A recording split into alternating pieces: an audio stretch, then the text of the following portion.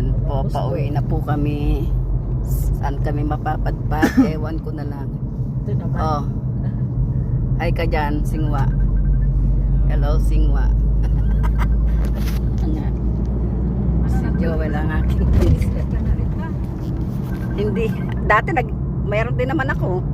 Kaso hindi ko na ginagamit. Tinatamad na ako yung ate ng bayan. Oo. Pauwi na po kami. Pagkatapos ng pagod puyat, ayan.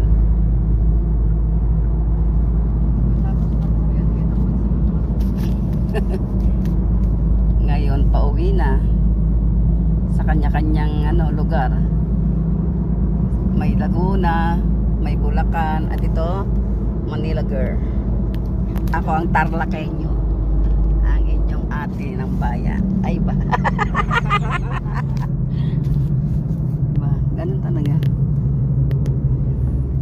Maganda pa naman ang view doon sa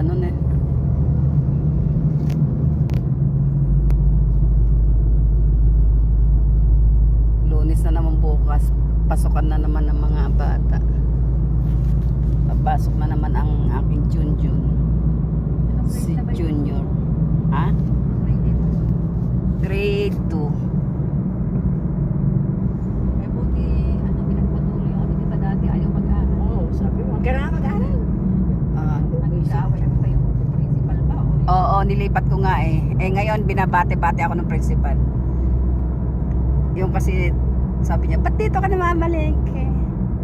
Oo, dito po ako mamimili ako talaga.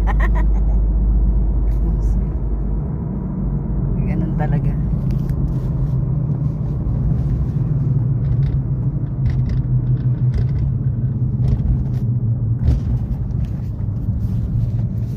Pungkan. Yan, diin ng Kulyani na rin eh. Oo. Tanda na Hindi yun. na rin ang tagal niya bago 77 na ba yun? 82. Ay 82. Kaya nga sabi ko nga ako yung estudyante mong matalino.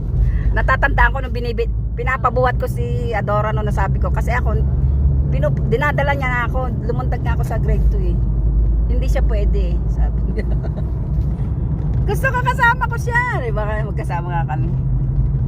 Hindi pwede ikaw lang, sabi niya. Mahal dito. Stricto yun si Tita Indang.